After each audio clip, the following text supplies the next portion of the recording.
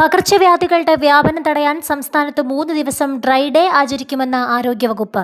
വെള്ളി, ശനി, ഞായർ ദിവസങ്ങളിൽ ഡ്രൈ ഡേ ആചരിക്കാനാണ് തീരുമാനിച്ചിരിക്കുന്നത്. ആരോഗ്യവകുപ്പ് മന്ത്രിയുടെ അധ്യക്ഷതയിൽ പകർച്ചവ്യാധി പ്രതിരോധത്തിനായി വിളിച്ചു ചേർത്ത ജില്ലാ കളക്ടർമാരുടെയും ജില്ലാ മെഡിക്കൽ ഓഫീസർമാരുടെയും അവലോകന യോഗത്തിലാണ് തീരുമാനം.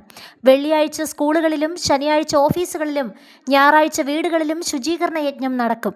ഡെങ്കിപ്പനി വ്യാപനത്തിൽ പ്രത്യേക ജാഗ്രത വേണമെന്നും ആരോഗ്യവകുപ്പ് മുന്നറിയിപ്പ് നൽകി. പാലക്കാട് ഇന്നൊരാൾ ഡെങ്കിപ്പനി ബാധിച്ച് മരിച്ചിരുന്നു.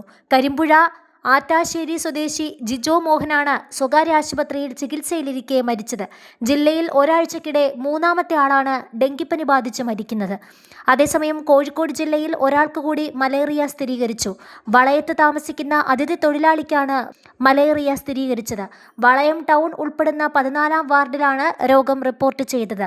പ്രദേശത്ത് ആരോഗ്യവകുപ്പ് ജാഗ്രതാ നിർദ്ദേശം നൽകിയിട്ടുണ്ട്. കോഴിക്കോട് ജില്ലയിൽ ഈ ആഴ്ച മാത്രം 3 പേർക്കാണ് മലേറിയ സ്ഥിരീകരിച്ചത്. ജൂൺ 17 വരെയുള്ള കണക്കനുസരിച്ച് 1,67,222 പേരാണ് പനി ബാധിച്ച് സംസ്ഥാനത്ത് ചികിത്സ തേടിയിട്ടുള്ളത്. സംസ്ഥാനത്ത് ഈ മാസം മാത്രം 924 പേർക്കാണ് ഡെങ്കിപ്പനി സ്ഥിരീകരിച്ചത്. രോഗങ്ങളെ തടയാനുള്ള പ്രതിരോധ മാർഗങ്ങൾ ഉടനടി സ്വീകരിക്കാൻ സംസ്ഥാനത്തെ മുഴുവൻ അധികൃതർക്കും ആരോഗ്യവകുപ്പിന്റെ കർശന നിർദ്ദേശമുണ്ട്.